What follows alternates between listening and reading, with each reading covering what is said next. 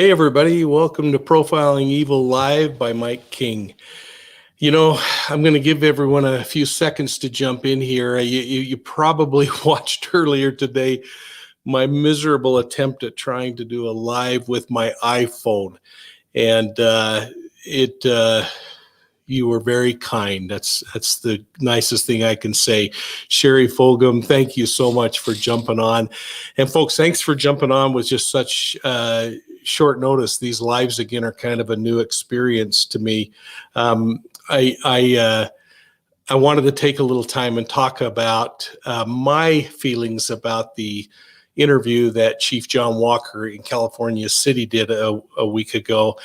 I've had a number of you reach out and ask some questions. You've also said you kind of like this little more intimate way of doing things. So let me just start off by saying hello to a bunch of folks.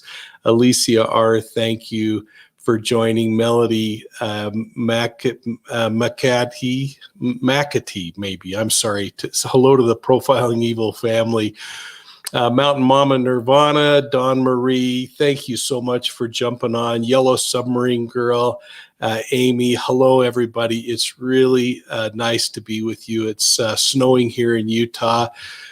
Miss Sophia, thank you. You are so kind. I want you all to know the monks are very special to me. When they moved into our community, of course, I'm not Buddhist, and I'm not saying that as a justification or as anything other than to say they are dear, dear friends, and thankfully we became very close to the abbot and now the 6 monks who live in the temple in our community. And there are a couple things that are kind of interesting about that group of people. They rely on the goodness of others, and with COVID hitting, oftentimes they haven't gotten food from members of their own faith belief system that are the ones who bring food and leave it at the doors of the temple for the monks to eat. Now, that said, because they live in the United States, are given the opportunity to actually do some cooking on their own. In Thailand, you would never see that. They are just taken so well care of. In fact, they're national treasures in their country. We have become so close to them that actually last fall, actually a year ago, so 14 months ago, we were invited by the abbot and several of the monks to go back to Thailand. My wife and I went to Thailand with them and traveled for weeks throughout Thailand and Vietnam with the monks to attend a family wedding and have a lot of just special time with them. So they're very dear to me. It was fun to run over to the temple. I actually had a big supply of peanut butter that we wanted to drop off at the Catholic Community Services pantry. And when I was there, the director there, who knows how I feel about the monks, had a nice big basket of food ready for the monks. So I got to be the one to deliver that. But enough yapping about that. I want to just answer some questions and have a nice 20 or 30 minutes with you and share some thoughts that I had. So Linda Petrovich, great to see you. Dawn Marie, thank you. Julianne Davison, thank you. I'm going to just kind of jump into it. I'll stop periodically and look through and see if there are some questions that make sense, and encourage you, those who may not be members, and I think most that come onto this are going to be members who have subscribed and hit the notification button, but I've learned I need to remind any of you who are interested, if you'd like to join, please hit that subscribe button and ring the bell. Joanne Campbell, you're very kind. The monks are very special to me. So anyway, I wanted to take a little time today in response to emails that I received to weigh in a little further on Chief John Walker's comments. And you would have seen, I think, yesterday that members of that community held a vigil for the children, Orson and Orrin West, who are missing. And in that vigil, I really liked one comment. We have, quote, we have lifted up, let's see how they said that. We have lifted them up in our prayers. and given our faith to God that they will be brought home safely. Another comment that they made was, our community has been gripped by fear, sadness, and anger. Fear for Orrin and Orson and what they have endured while we search for them, and the thought of them being harmed. And I think that speaks very well for all of us. We worry about these little tykes and pray that they are doing well. They went on in that vigil yesterday and said, I appreciate the community, and they were having some really cold weather then, and they said, imagine if these children are somewhere out in the wilds, how cold and uncomfortable they are. Well, I don't think they're out in the wilds. I don't think that they walked away from the home. But I appreciated their prayer, and I appreciated the fact that this community came together and that they have the faith and the patience with the police department to look for Orson and Orrin in a proper manner. I thought it was an incredibly classy move when Chief Walker stood up and talked to the group. He really showed his strength and his integrity by not only attending the vigil, but speaking to the group. He asked everybody to keep the boys in the news and to reject the notions that they were dead, saying, quote, I refuse to think that somehow, some way, we are going to find them. His positive comments are that we're going to somehow find them, and that he's refusing to think that they're dead. He concluded his remarks by asking the people to be respectful and to not trespass on the West property, reminding them that it could interfere with their investigation. Now, I bring that up because I've been talking a little bit about that on my channel and about how careful we need to be. But I want to just stop and see if you have any specific comments about the actual vigil. Not a lot to say about it other than this great group of people came together. It looks like David Williams, thank you. David Williams is announcing that Adventures with Purpose found Bill Simmons. And I actually knew that yesterday. They actually found him yesterday, but they had to wait to bring the car up off of the bottom. So what a great thing that they do. So thanks, David. And folks, thanks for any super chats. That really is helpful. And of course, I hope you're considering our channel memberships. Those are great too. But let me just see if there are some comments here as I start along. And for those wondering, Bill Simmons is one of the missing persons. He disappeared last July-ish, I think, in Tennessee near Nashville. And the Adventures with Purpose guys had a tip on a possible lake that he could have crashed his vehicle into.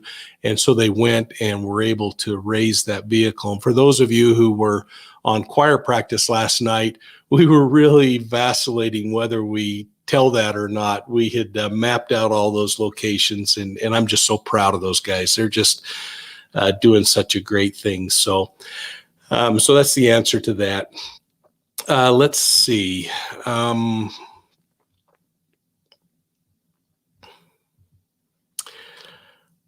Let's see. Oh, yes. Joanne Campbell, thank you. Very impressed with the community and the chief. And I'll tell you, I am impressed with that chief. He's got 30 years of experience. He worked at Los Angeles Police Department before retiring. He actually tried a little music career on his own and then took this job in a small agency. They only have 13 officers, including the chief. But I want to talk a little bit about the conversation that he had with Bayan Wang of 23 ABC, who conducted the interview. And incidentally, I thought he did a really nice job on the interview with the chief. And I don't want to regurgitate what other channels have been saying or things that I talked about a week ago when I hit it. Instead, what I'd like to do is recap a little bit about what we know and then share some parts of the chief's interview that stood out to me. Namely, I don't want to speak about the things that the chief necessarily said, but more about the things that he wasn't saying. So to refresh your memory, on December 21st, 2020, so just a month ago, at roughly 4:30 in the afternoon, Travell West reported that he was gathering scrap wood out in his backyard to make a fire. It was getting cold. He said the boys, Orson and Oren, were playing in the backyard with chalk. Now, this has been kind of interesting because there are some now conflicting kinds of pathways to think about this chalk. There's a discussion that chalk is actually the family dog, and there's some information that might support that. We don't know. It hasn't been validated. There's also a discussion that they might have been playing with chalk out on the cement, coloring on it like we all did as kids. Well, we've seen some information pop up recently on the web suggesting that there were no signs of chalk on the patio slab, particularly if you remember the drone that flew overhead. When I looked at that imagery, I didn't see any kind of chalk drawings on the cement. That was pretty significant to me. But then a few days later, I saw an image that was posted up on the web, and it said, now look, there's a big piece of chalk on the backyard, suggesting that maybe someone had staged the scene with this piece of chalk, including some drawing on the cement. Again, I don't know if that's the way images can be doctored and manipulated. I don't know if that could be accurate or entirely false. I just don't know, but I know that police know. And I guess that's the most important thing for us to keep in mind. But we also have had suggested that Chalk was the name of the dog. And even recently, as few as a day or two ago, one YouTuber, AV, actually saw Travell walking down the street with his dog in Bakersfield. And he pulled alongside of him and he kept saying, hey, is your dog's name Chalk? Is the dog Chalk?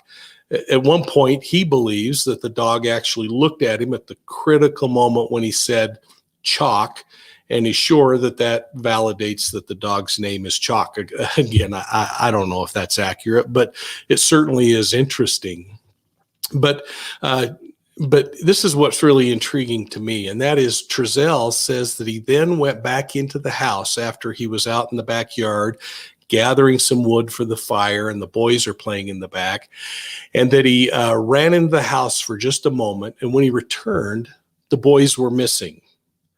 Now, I have heard an awful lot of folks judging him for leaving those boys outside for a minute, and I would just say that as a dad, I probably was guilty of something like that when I had my boys and my daughter in the backyard playing.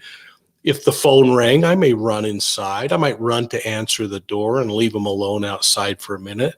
I don't know that we should be so critical about that. Now, the amount of time then starts to make it a little more egregious, but I wanted to throw that out with a little bit of common sense, because I know some of us have really gone after him for that. And I don't know about you, maybe you've had that same kind of situation where you've done that. But here's what troubles me. I don't know if I ever would. Now, I've always had dogs, and I've had larger dogs, Labrador retrievers, and I don't know that if my dog were in the backyard and my kids, that I would ever leave a gate open knowing that my dog was going to make a break for it and head for freedom.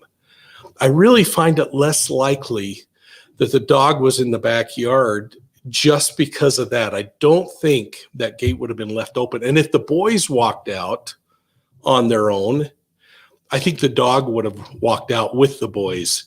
And there's no mention of the dog. There's no video from the neighbor that shows that dog wandering around. If there was a predator outside lurking on the side lot that could have slipped in and grabbed the boys, I think this is really quite a feat. Not only was it still a little bit light outside, but if a prowler was hiding out there, there's no place to hide. It's just a sagebrush lot. The fence is see-through, as we've seen in video from the neighbor. The prowler would have had to have been really, really discreet. And then the moment Trezell would have headed into the house, that prowler would have had to get into the backyard and get a hold of those kids and get them out of there without ever being detected, or without the kids making a noise, or the dog barking. And that's something I really want to know. Is this dog a barker when he's in the backyard? What is the dog's behavior? What would those kids be like around someone that they didn't know? And in reality, could one individual grab two kids with a dog and get them out of there in the little amount of time that Trezell says that he was inside?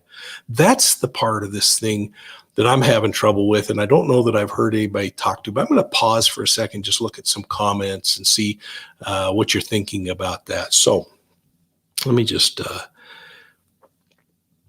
And good golly, Ms. Molly, thanks for bailing me out. We're not all perfect parents, are we? Sometimes we get a little bit of tunnel vision, and we don't see what's going on all the time. Now, I just lucked out. A member of the back office just showed up and said, "Do I need any help?" I didn't give him any notice I was doing that, and I would just say that if there's something and when I'm talking that you think would fit, please pop it up, and please pop up questions as they're coming up. Sylvie 171, I agree with you 100%. This is the part that's really bothering me, is most dogs, even quiet, good dogs that aren't really watchdogs, they sense when something's off, and I think there would have been a disturbance. I think that dog would have been barking. I think it would have at least followed that person or been out loose.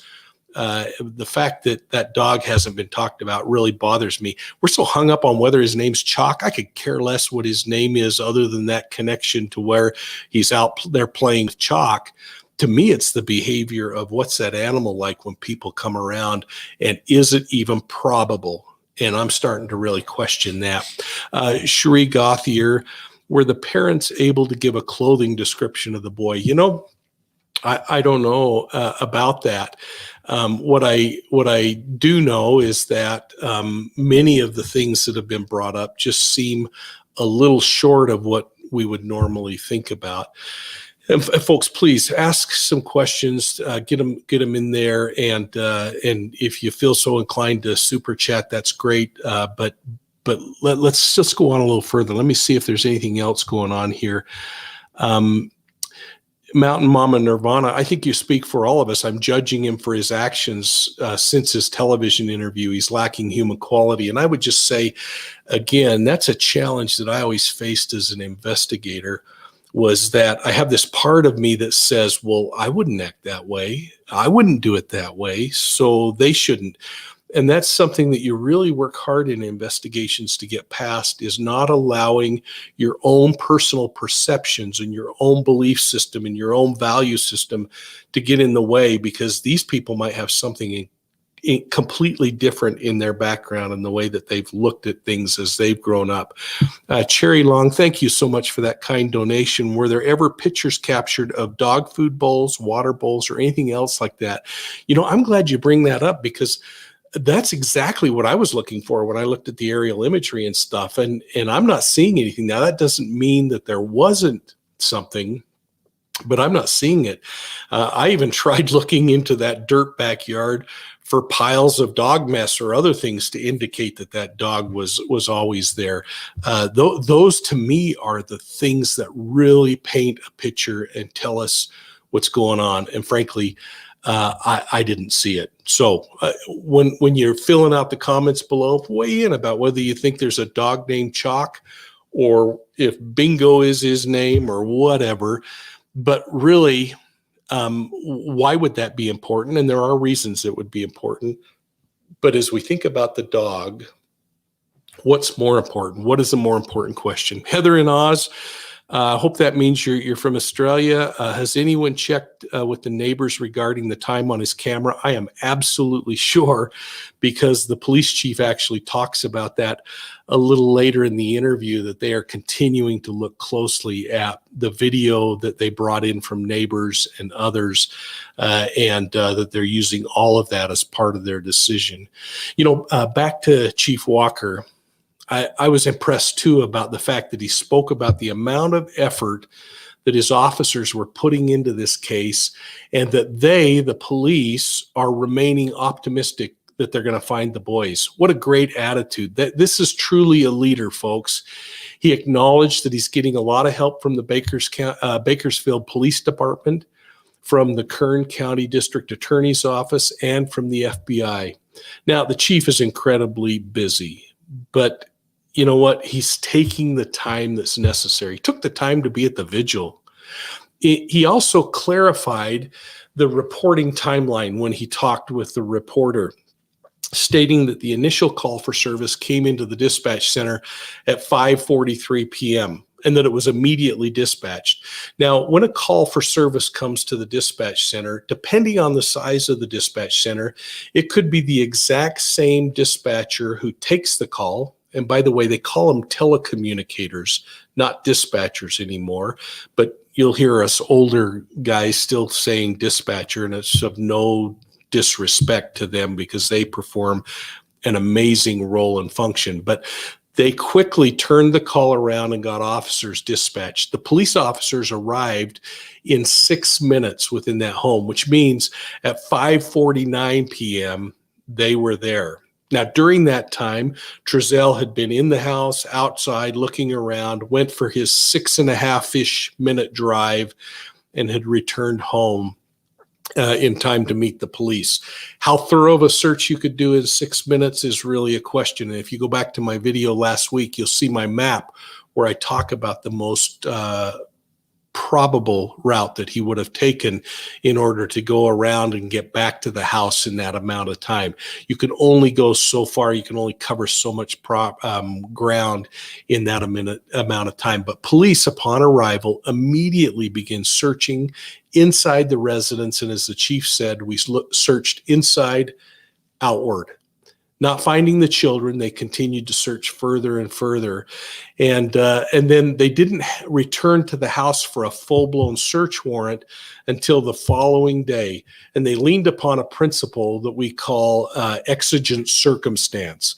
An exigent circumstance is really important in law enforcement. And Karen, I'm going to leave this up here for just a minute because I want to get back to this question of yours. But exigent circumstance is the ability to look for the boys in a situation where any reasonable person would believe that certain kinds of prompt action would be necessary to prevent harm to the children, or the destruction of evidence, or some other consequence improperly frustrating legitimate kinds of law enforcement functions. Bottom line is they can go into that house if they believe they got to get in there quickly to search for the kids, for the welfare of the kids. When they did that and didn't get anywhere, then they went back.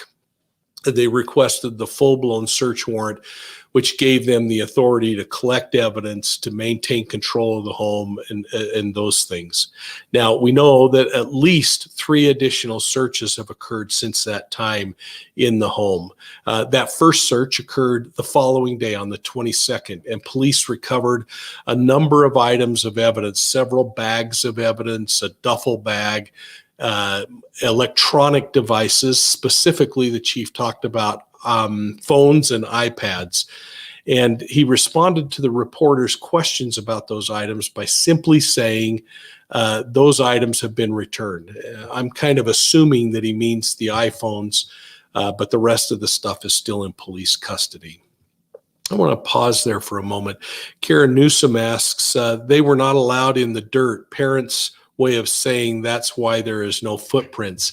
So, that's a really good point, Karen. The thing that I have trouble with is if the children walked away from the home, that even makes it easier to find their footprints in the dirt through the field or through the backyard. Again, probably as dusty as that area is, and for every person out there who owns a home that's been a new construction, you know how much dust in a neighborhood where there's construction and not a lot of grass. That neighborhood was one of those kinds of neighborhoods. There would be physical evidence that could be recovered. So let me just pause there for a second and look through some of the comments. I know the back office is popping up things as they come up, but let's see. Southern Sass, it's the truth. Actions speak louder than words. Yeah, I would agree with that. China Baby, they were described the exact same. Sounds fishy. Nothing Let's see, I don't even think they ever saw them go in. That's interesting. Alethea Glenn says, what is the time for him to take them somewhere and drop them off? Was it time for him? Oh, I'm sorry. Is the 6 minutes time for him? If he had established some way, there's questions of human trafficking and other kinds of things. He certainly could have thrown them in a vehicle and taken them. The problem is we don't see anything to suggest that those children were climbing into the video or into the van from the video that we see. So that's kind of interesting. Earthkeeper asks, is it difficult to get the second search warrant? So the thing that I don't know the answer to, first I'll answer it this way. First is think about the level of responsibility for a police agency to get a search warrant in the first place. But then to get a second dip at the well is really tough. What I don't know is if that is the same search warrant and they still had control of the house for several days. We know, like in the Suzanne Morphew case, that law enforcement kept that home secured for more than a week as they processed it. So you can make multiple trips in that time, and it's still under one search warrant. I hope that answers that. Tommy Wiseau, what if they didn't go with the stranger, but someone they knew, hence no noise? Absolutely. I mean, that's why it's so important that we consider that video from the neighbors and all the video we don't know about. We know about one guy that happened to give his video up to a YouTuber, and boy, I'll tell you, that's helped us all. But we don't know about all the doorbell cameras and other CCTV cameras that people have and what law enforcement's picking up from those. So it's really important to kind of consider those things. And they certainly could have slipped away with somebody that they knew. But again, how long was he in the house, and what's the likelihood of that? And if the dog's there, what's the likelihood that dog wasn't running around in the street or anything else? Again, those things really trouble me. And then, of course, there's more that we're going to get from the chief, things that I pulled out that really haven't been talked about a lot. The chief talked about luminol in the van, and that was a question brought up by the reporter, is if they used luminol in the van that they seized. If you remember, on Tuesday, the 22nd, they also took custody of the van. Chief Walker responded affirmatively that they did, in fact, luminol the van, and some of you have asked about that. Luminol is simply a method used to reveal blood at a crime scene. Sometimes, especially if there's been an attempt to clean up a crime scene, the use of luminol can reveal blood that our naked eye might not be able to detect. And that's really the value of it. And when you see it, when they put that light on, just pop up, it's amazing. They can actually take advantage of the luminol reaction to locate blood evidence that otherwise would be undetectable through visual examination. So it's really a powerful tool. Now, there are backup chemicals that they use to validate beyond that in cases where people try to use something that might eliminate what luminol could eventually expose. Now, the chief, this is the important part, the chief reports that no blood was discovered in the van. So that's off the table now. The chief also clarified that dogs were used in the search for the boys, including a cadaver dog. They brought the dogs in. And this was intriguing to me because I don't know why you wouldn't get dogs alerting. A bloodhound, I understand from my days in working with the prison, is that a bloodhound can actually tell between one inmate's smell and a different inmate's smell when they run and leave a yard. But he says that the dogs alerted, they smelled things inside of the home, but nothing was smelled by the dogs outside of the home. Inside, they smelled apparently something, the kids, they're saying, which I'm just having a hard time buying that differentiation. But outside, nothing, absolutely nothing. Now, when they talk about the cadaver dog didn't smell anything inside or outside of the home. And so that's really important too to keep in mind. Nancy Eileen asks, why hasn't the Bakersfield home been searched? I don't know that it hasn't, Nancy, and I don't really have an answer to that. I would think that they are looking at all of those kinds of things. And I'm going to kind of tell you why, to me, Bakersfield is kind of important. But I want to cover a couple of other things as I thought about that chief's comments. The other was that I found it interesting that the chief said that the FBI had completely excavated the backyard. I don't know what he means by this, because most of the dirt doesn't look undisturbed to me. So I really look forward to getting more information and seeing photographs as they release actual crime scene photos of what excavated might mean. Now, I've shared my thoughts on those holes and the possible origins for those holes, and you can go back and listen to that. But again, I don't know. I mean, it doesn't look to me like the backyard was dug up, so I don't know what completely excavated means. Now, according to the chief, initial reports were that the neighbors have not seen the boys. This has actually been clarified in his longer statement by suggesting that neighbors have seen the children at the home, but they can't identify that the children are actually Orrin or Orson. Remember, there was a total of 6 kids there. Got my other hand I should hold up. Now with Orrin and Orson missing, there would be 4 children there.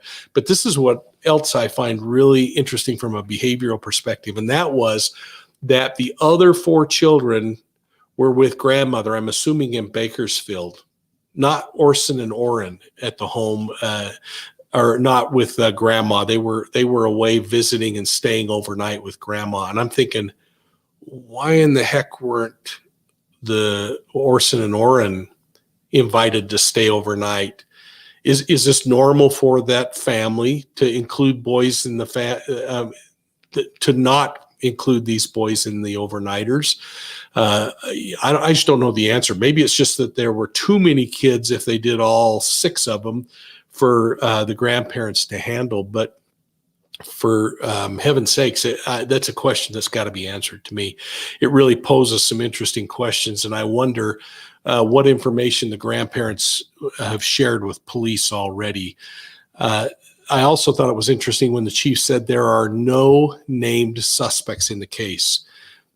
But then he followed up with, there is a person and possibly persons of interest, and he wouldn't comment any further. So they certainly have people that they're looking at as people of interest. And frankly, I'm troubled when police say there are no persons of interest. There has to be people of interest in a case like that until you can positively exclude them. And perhaps they have excluded the Wests. I just haven't seen anything to suggest that that's accurate or not. He did remark, though, that the Wests have been cooperative and that they've come in 3 times for questioning. Whenever they were asked to come in, they came in willingly. The reporter pushed a little bit on whether they had taken a polygraph examination, and the chief said he did ask them, and the chief refused to reveal whether they did or did not agree to take that polygraph. So let me just pause for a second and see if you've got some questions and any super chats. Navy vet number 1, if it's true, thank you so much for your service. I actually had the opportunity, I'm going to just ramble for a second.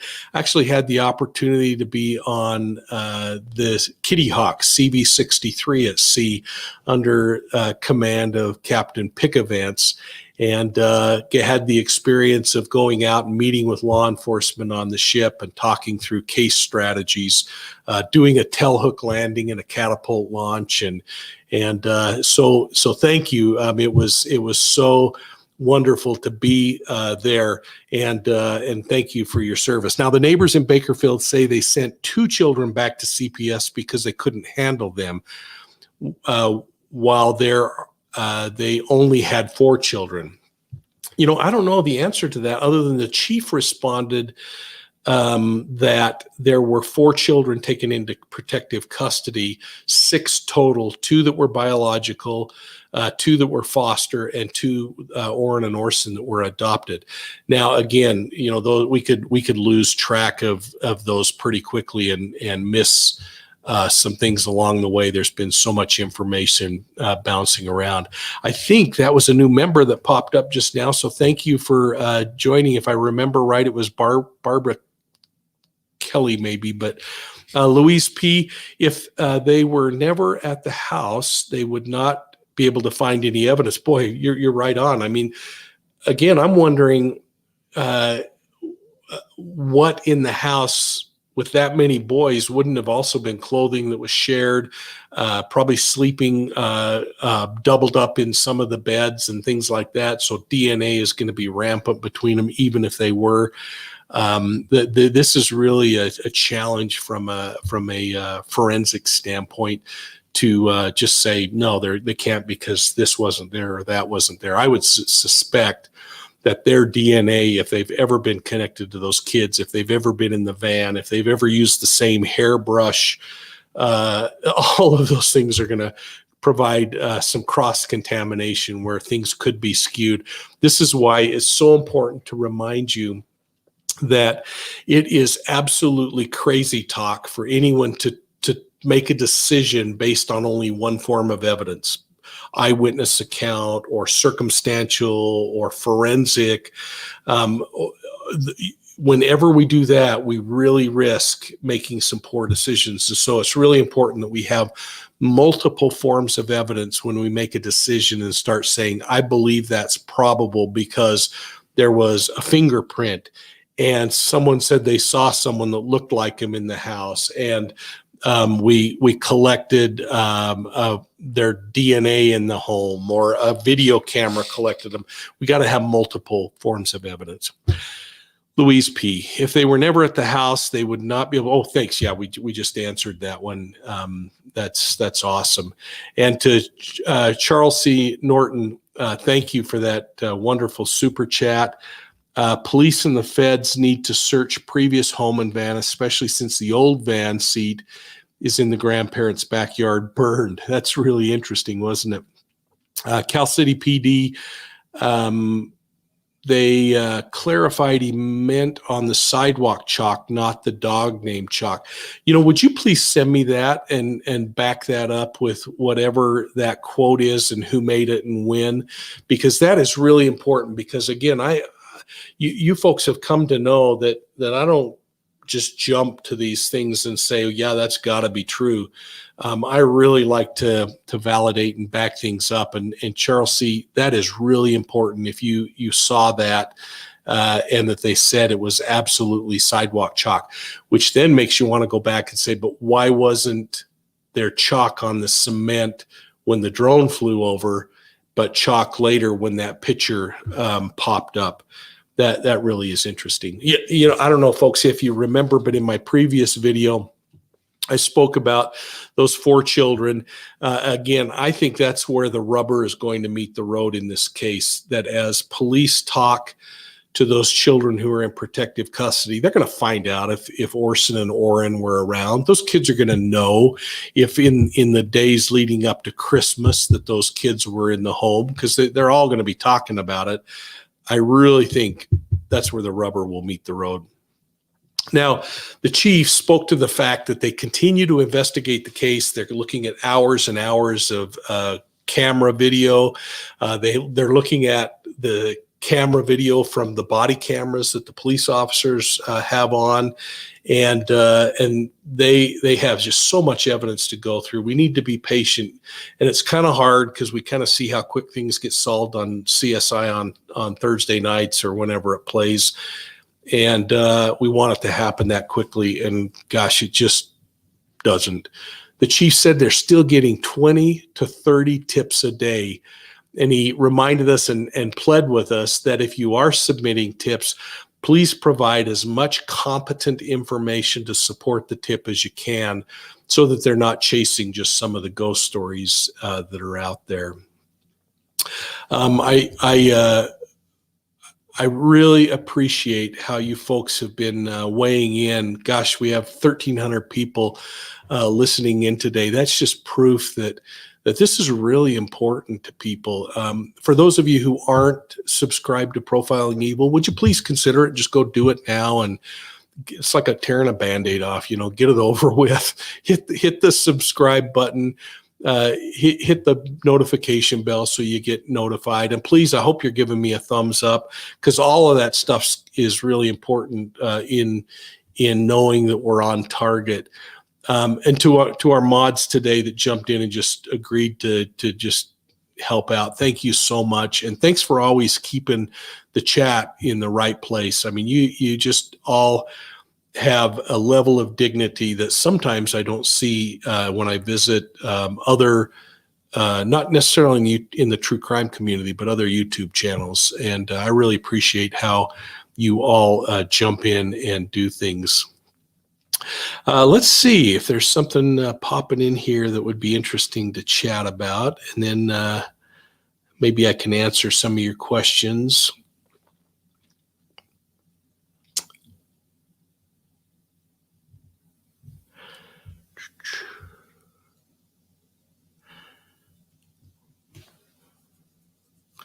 This is an interesting question. How old are the kids? I don't know the answer to that, Christine. I'm sure someone out there has it, but yeah, I don't know the answer to that. To Jessica Cross, new member, thank you so much for joining up. Really appreciate it.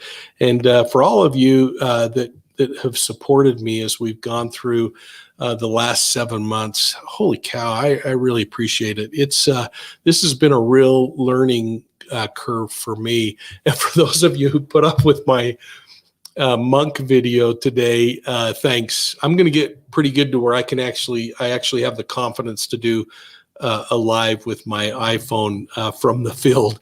So that's my goal, is to try to pull that off. So here's my thoughts.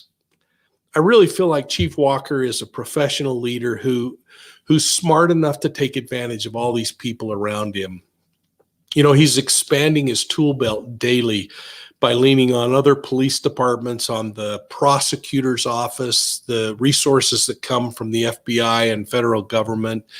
And he's reminding all of us that his team is constantly evaluating the evidence that they have in totality, and they're making determinations of what the next step should be. That's the sign of a leader, folks.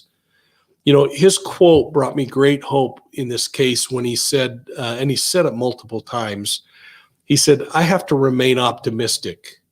Now, he believes foul play is involved, but he said, "I have to believe that someone has those kids." That's where he brought up this notion that, we can't take off the table things like human trafficking. When the reporter pressed a little bit on, what do you think about this being a kidnapping case?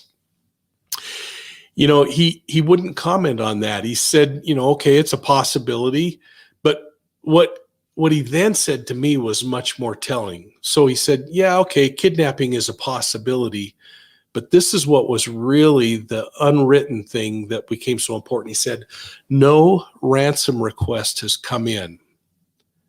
That is really important, folks. So could it be a human trafficking issue? Certainly could. Could it be that something happened to the children long before they got into California City? In my opinion, that's much more likely. But again, we might all get proven wrong once we get somebody, including those 4 children in protective custody, that say, no, Orson and Orrin have been here. We were decorating the Christmas tree together. I just went with them to the grocery store. We're going to learn a lot. But the chief was very clear when he said they didn't recover any physical evidence to support a claim of foul play. Now, that's really important, because I don't know what they recovered in the house, but he was saying that. Now, when he was pushed a little further about whether he thought they were building a circumstantial case, he responded, I'm not going to get into that. And I hope you'll go back to that longer interview with the chief and look at it and kind of just listen to what's not being said. Too often we want to just take that nugget that somebody says and we miss what isn't being said. And I think that there's a lot that we can do with that. There are questions, excuse me. Do you think the adoptive parents are acting off? Wendy, I'm not sure what you mean by acting off. There have been discussions that suggest that the parents were the adopted family, or not the adopted, I'm sorry, the natural family that was in attendance at the news conference was very subdued until a certain point, and that then exploded into some theatrics. Again, I don't know these families well enough to say whether I believe one way or another, but we have to look at them and whether there would be any attempt by them to get those children, whether there is just no involvement at all, whatever. A Navy vet, I don't understand how these boys were adopted so quickly. It took my grandfather almost 4 years to finalize the process for their 2 daughters. I don't know California adoption very well, but I do know that in almost every jurisdiction I've ever been in, and I think I've probably been in more jurisdictions than anyone on this podcast or this YouTube channel right now. That's what I do for a living, is go to other jurisdictions. All of them talk about the fact that there are fears about the family services process. There are concerns about whether there are families out there that simply are bringing people in because it creates a money stream for the family, another way to have revenue coming in. Others suggest that they really are there 100% because they want to help out. That's where I like to always believe we are, is that we're really trying to help. But common sense would suggest that absolutely there are people who do it because they want the financial means. So yeah, we have to consider that. Well, I hope that you'll go back and again listen to the Chief's comments, and I hope that you know how much I appreciate your help. Again, please, if you haven't subscribed, hit the subscribe button and join Profiling Evil. And thank you for all of your support. I really appreciate it. And I hope that all of you have a really good day. Thanks a lot for watching, and please keep tuning in. Monday night, we're going to have a great guest on choir practice. I think you're going to enjoy the guest, and we'll just keep ticking away at this thing and learning as we go. So until then, be safe.